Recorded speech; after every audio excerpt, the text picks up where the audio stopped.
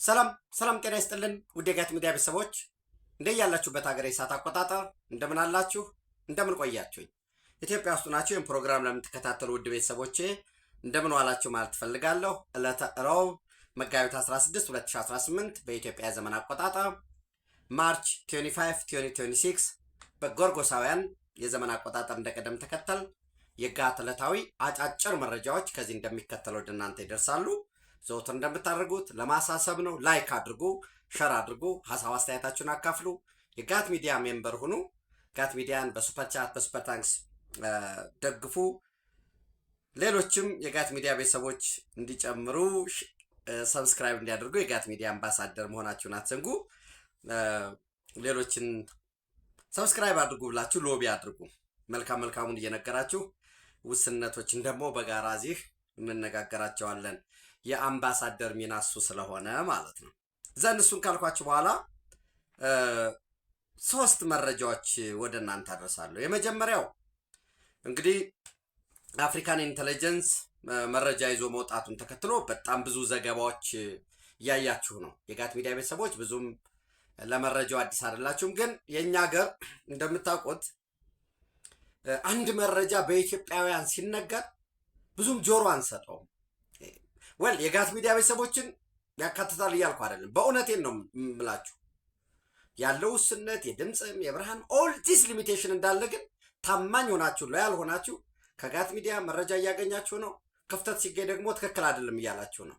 ነገር ግን ይህንን አመቱ ሙሉ ኦልሞስት ስንለው የነበረውን አፍሪካ ኢንተለጀንስ አረጋግጦታልና በዛ በአፍሪካ ኢንተለጀንስ ዘገባን ተከትሎ የሻቢያ ወታደራዊና የደህንነት አመራሮች በዋነኝነት በብርጋዴር ጀነራል ኢዮብ ፍስሐዬ ሀሊባ እየተመራ የብርጋዴር ጀነራል ሚካኤል ሃንስ ወዲ ሃንስ የተካተቱበት የደህንነት አባላት ያሉበት 10 ክፍለ ጦር ትግራይ ውስጥ አለ።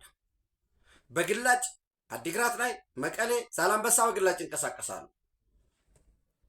ተንቤን ድረስ ይመጣሉ፣ የጭላ ይመጣሉ፣ ሽሬ አሉ፣ አማካሪዎች አሉ። ከዚህ በፊት ታስታውሳላችሁ ልክ እንደ ራሽያ የራሽያ በደርግ ጊዜ የነበረው የምታስታውስ ከነበረ ያነበባችሁትን ማለት ነው። ወታደራዊ ኃላፊ አለ።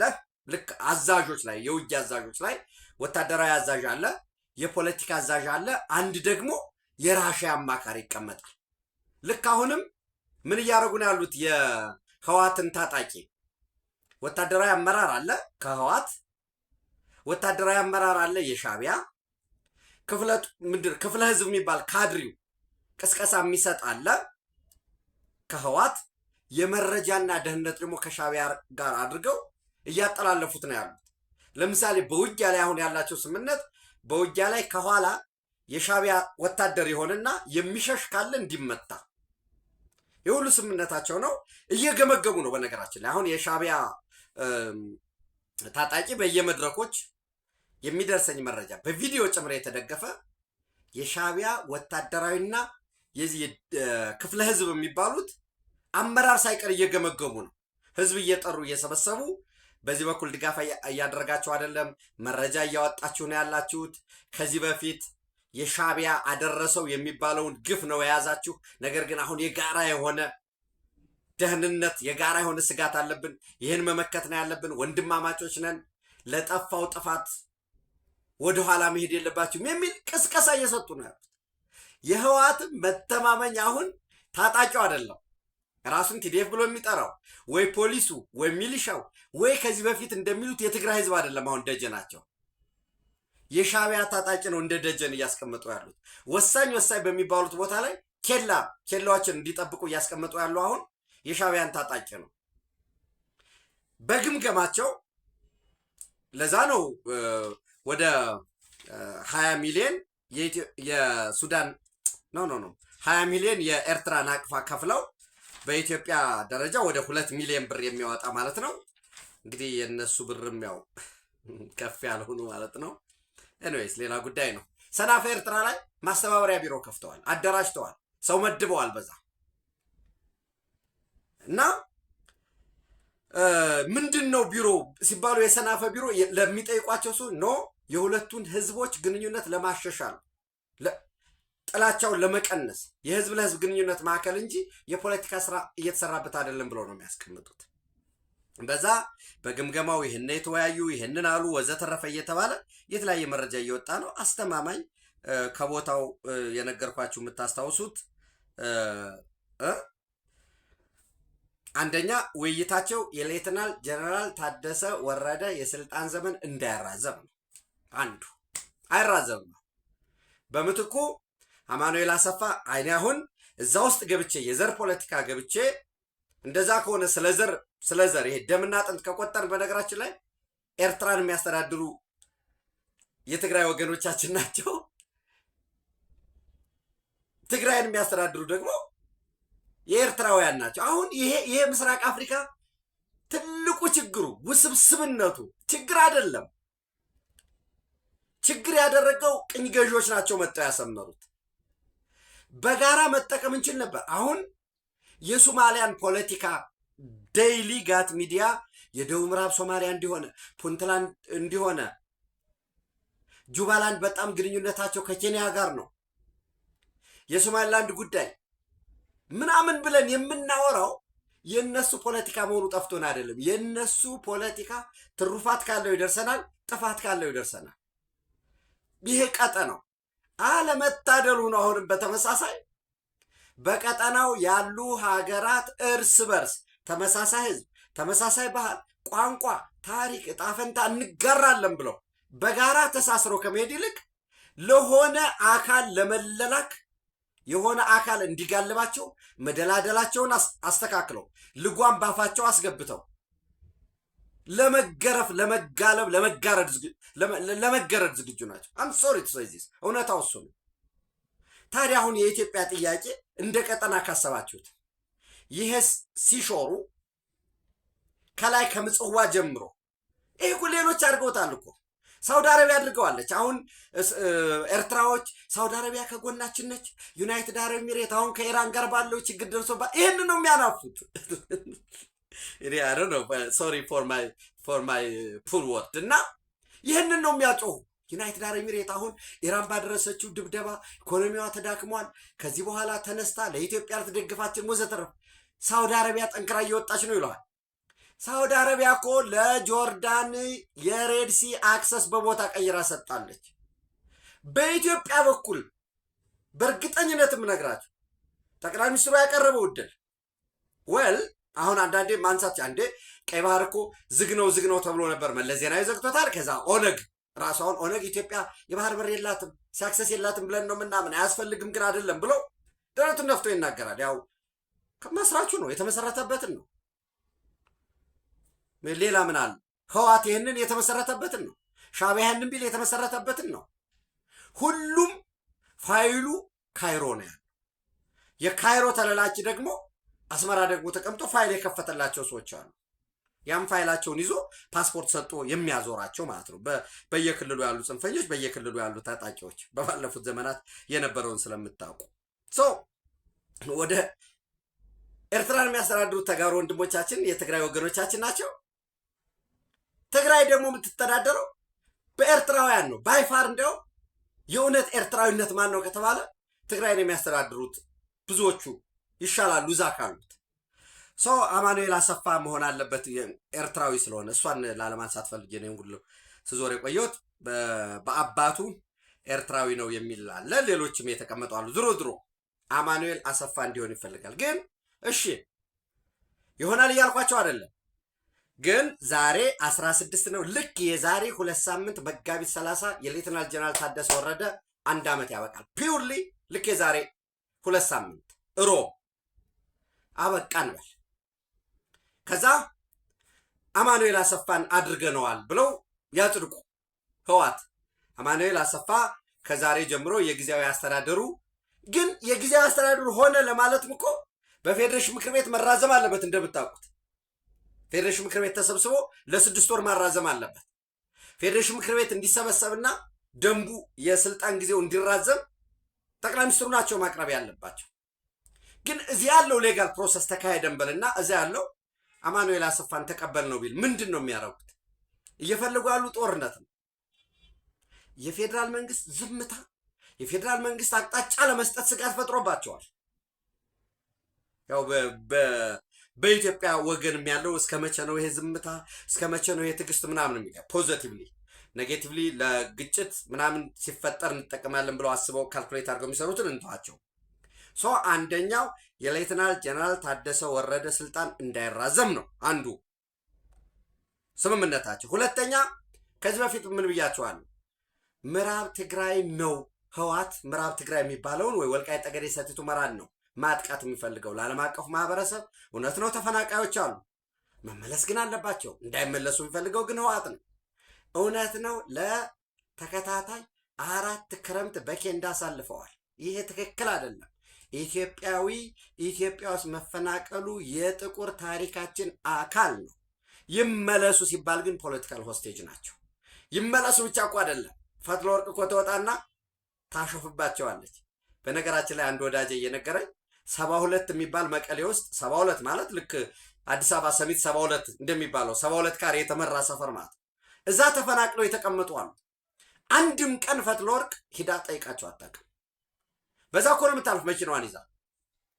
እንዴት ነው ኑሯችሁ? ምን ቸገራችሁ ብላቸው አታውቅም። በየጊዜው ግን ተፈናቃዮችን መለሱ እንዲሁ ነው ተቸግረው ይባላል። ለአንድ ቀን ለይስሙላ እንኳን ለምን ሂዳ ጠይቃቸው።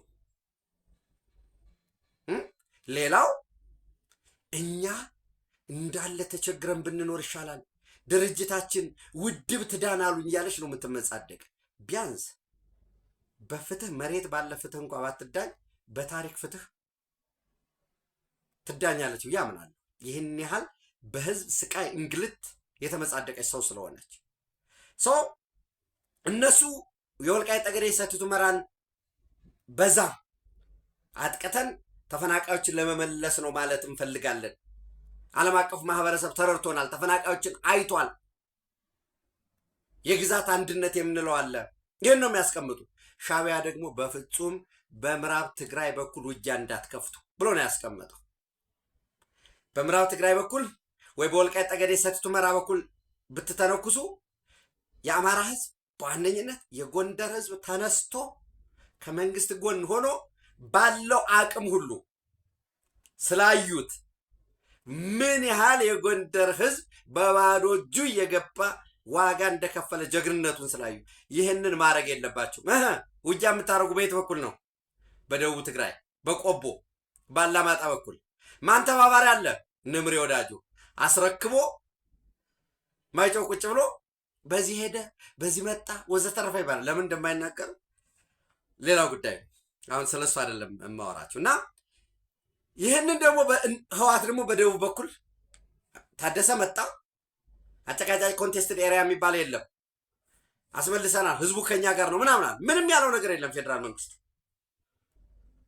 ስለዚህ ይሄ በሆነበት ሁኔታ ራስህ መጣህ፣ ህዝብን ሰብስበህ ልማት ነው ጉዳዩ ሹም ያለሁኝ አላማጣ ከንቲባ ምናምን ጊዜያዊ አስተዳደር የሚባለውን አፍርሻለሁ ካልክ በኋላ ያላማጣ ምናምን እና ምንድን ነው የምታረገው? ዊች ሚንስ ምርጫም አይካሄድም ብለዋል። በሌላ መልኩ ኮንቴስትድ ኤሪያ በሚባል የፌዴሬሽን ምክር ቤት በፌዴሬሽን ምክር ቤት ውሳኔ መሰረት ብሔራዊ ምርጫ ቦርድ ለፌዴራል አድርጎ የህዝብ ተወካዮች ምርጫ ላይ አድርገው የነበረውን አይቻልም ብለዋል እነሱ። አንዱ የተወያዩበት ይሄ ነው። እዚህ አላማጣ በነበረው መድረክ ሰው ይህን ካረክ ምንም ካልተባልክ ወረራው ወደ ወልዲያ ነው የሚሆነው ማለት ነው። ወደ ኮምቦልቻ ነው የምትመጣው። እሱ ደግሞ ምን እንደሚሆን አብረን የምናየው ነው የሚሆነው። ወታደራዊ ግምገማ አድርገዋል። አቋም ህወሓት እናንተ የምታቀርቡት ራሳችሁን አጋናችሁ ነው። ፋኖ መሬት ላይ ምሽግ ገብቶ መዋጋት አይችልም። የሂት ኤንድ ራን ጎሬላ ዋርፌር ነው። አቅም የላቸውም፣ አንድነት የላቸውም፣ ሚዲያ ላይ ነው ወዘተረፈ የሚል ግምገማ አቅርቧል። የጦር መሳሪያ እርዳታ እንድናደርግላችሁ የገንዘብ የሌሎች ጉዳዮች የጥምረት ጉዳይ ተነስቷል። ይሄ እያደረገ አጀንዳቸው ይሄ ነው። በተለያየ የሚመጣው በሙሉ እስከዛሬ ወደ እናንተ ስናደርስ የቆየው ነው። ይሄ የሆነ ይህንን እያደረገ ትናንት የማነ ምን የሚል መግለጫ ወጣ በትዊተር ገጹ። The Potemkin party disinformation pendulum appears to swing between two poles this day ይላል። አንድ እንዳትረሱ ፖተምኪን ነው የሚለው ብልጽግና ፓርቲ ፕሮስፐርቲ ፓርቲ። አንድ እንግዲህ ይሄ ከታች ለምን መሰላችሁ ይችን ፖተምኪን የምትለዋን ያነሳዋት? ይሄ The bedrock of the joint declaration of peace and friendship between Eritrea and Ethiopia that was signed in Asmara in 2018 was in fact Ethiopia's full and unequivocal if blatant commitment to the implementation of the EEBC award Article 4 ይላል። የ2018 ስምምነት የኢትዮ ኤርትራ ቦርደር ኮሚሽንን እናስፈጽማለን ኢምፕሊመንት ይደረጋል ይላል። ኢምፕሊመንት ሲደረግ ዝም ብሎ ነው ማለት በቃ ናናውርደው ብለህ ሜትር ይዘህ በቃ ይሄ ተራራ ወደዚህ ምናምን ነው መታየት ያለበት ጉዳይ የለም። አሁን መልሼ እኔ የመለስ ዜናዊ ባለ 5 ነጥብ ልላቸው አይደለም። መቀበልማ የኢትዮ ኤርትራ ቦርደር ኮሚሽን ውሳኔን እኮ ተቀብለናል፣ ፈርመነዋል እኮ በቃ ሲፈረም አፈጻጸሙን መሬት ላይ ምን እናድርግ ነው። መሬት ላይ ሲሰመር እንወያይ እንነጋገር ነው። ኦኬ ያለምንም ቅድመ ሁኔታ ተቀብለናልስ ቢሆን ይሄ ሁለት ሀገራት ስምምነት ነው።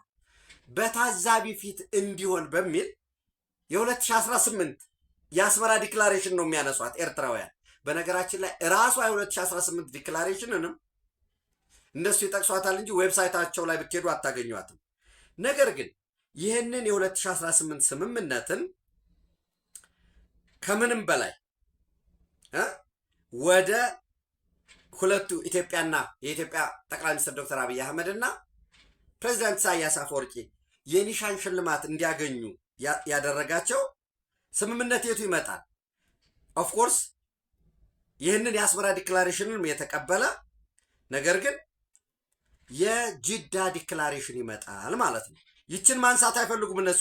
የጅዳ ዲክላሬሽንን ሴፕቴምበር 16 2018 የተፈረመችዋል ደጋግመን እዚህ ቤት አቅርበነዋል። 7 አርቲክል አለው ወይም 7 አንቀጽ አለው። አንደኛ የአስመራ ዲክላሬሽን ነው የሚወስደው በኢትዮጵያና በኤርትራ የነበረው የጦርነት ስሜት ከዚህ በኋላ ተዘግቷል ፋይሉ ነው የሚለው። the state of war between the two countries has ended and a new era of peace የሰላም የመልካም ጉርብትና እንዲሁም የአጠቃላይ ትብብር ተጀምሯል ይላል። ቀጥታ ከየት ነው የተገለበጠው? ከአስመራ ዲክላሬሽን አንቀጽ አለ። አንቀጽ 2 ሁለቱ ሀገራት በጋራ የጋራ ፖለቲካዊ፣ የጸጥታ፣ የደህንነት፣ የመከላከያ፣ የኢኮኖሚ፣ የንግድ፣ የኢንቨስትመንት፣ የባህልና የማህበራዊ ዘርፎች ዙሪያ ላይ በትብብር ይሰራሉ ይላል። የጅዳ ዲክላሬሽን ነው። the two countries will promote comprehensive cooperation in the political, security, defense, economic, trade, investment, culture and social fields on the basis of complementarity and synergy ይላል። አንቀጽ 3 ሁለቱ ሀገራት የጋራ የኢንቨስትመንት ፕሮጀክት ያቋቁማሉ including the establishment of joint special economic zone ልዩ የጋራ ኢኮኖሚ ዞን የት? አሰብ። ይህንን መሰረት አድርጎ ጆይንት ስፔሻል ኢኮኖሚክ ዞኑን መሰረት አድርጎ ክሬን ከጣሊያን ጄኔሬተር ኃይል መስመር እስኪዘረጋ ድረስ በሚል ጥገና ኢትዮጵያ መንግስት አደረገ።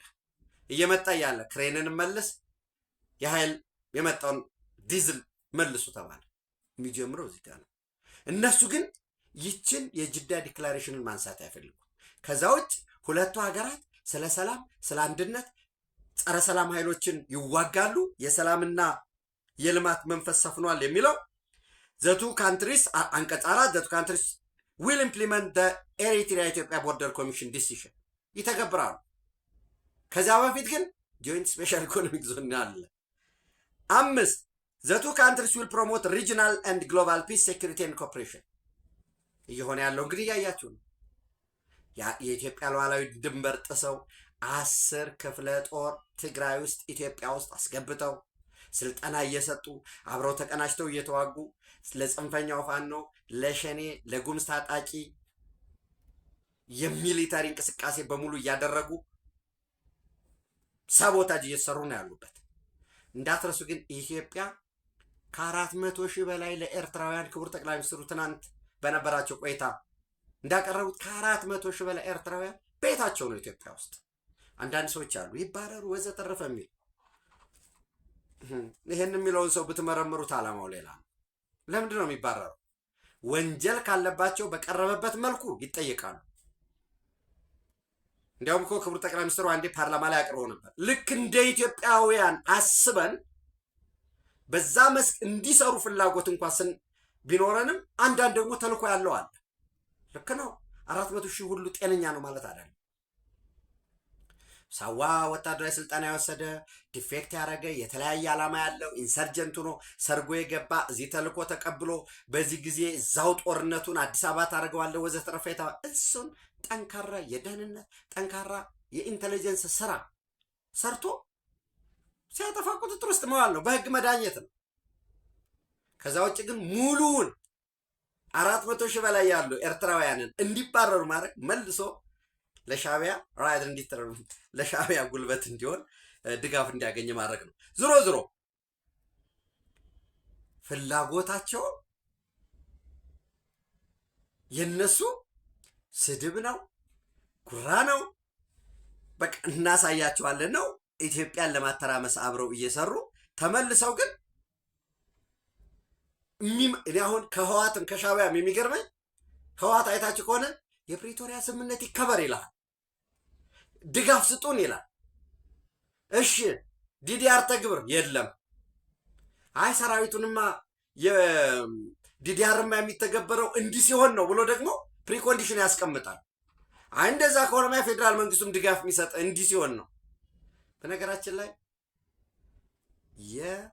የትግራይ በግልጽ ወጥተው እነሱ አይናገሯትም እንጂ በየቢሮ አሁን ትምህርት ቢሮ ጻፍ ይባላል፣ ጤና ቢሮ ጻፍ ይባላል እንጂ ጊዜያዊ አስተዳደሩ በበጀቱ የጸደቀልን ይህን ያህል ቀርቷል ብለው ለምን ወጥተው አይናገሩ? ምናልባት የካፒታል በጀት የልዩ ድጎማ ቀርቶ ሊሆን ይችላል። በፌዴሬሽን ምክር ቤት በጀቱ ጸድቆ በፌዴሬሽን ምክር ቤት ግን ያለ እሱን ማየት ነው የሚያስፈልገው እና የሚመቻቸውን እየወሰዱ የማይመቻቸውን ደግሞ እየዘለሉ ማጭበርበር የሻዕቢያ የህወሓት መገለጫ ነው። በተመሳሳይ በነገራችን ላይ አንድ ሰነድ ምንድን ነው ኢትዮጵያ ይላል ስርዓት ብልጽግና ና ኢትዮጵያ አብዚ ዝሃለፈ 2 ዓመት ኤርትራን ዝነፍህ ክፍል ኦኬ ምንድን ነው የሚለው ኢትዮጵያ የምስራቅ አፍሪካ ያው ልክ እዚህ ተላላኪዎቹ እንደሚሉት የብልጽግና ስራ ሲወገድ እንዲሆናል እንደሚሉት የውጭ ጉዳይ የኤርትራ ውጭ ጉዳይ ሚኒስቴር የምርምርና ሰነድ ክፍል የኢትዮጵያ ባህር በር ጥያቄን አስመልክቶ መግለጫ አውጥቷል። ያ መግለጫው ማጭበርበር የበዛበት ነው። ሌሎች የመካከለኛው ምስራቅ ጉዳዮች አሉ። ኢራን እስካሁን ምንም አይነት ድርድር አልቀረበልኝም እያየሁት አይደለም የሚል የቀረባለ።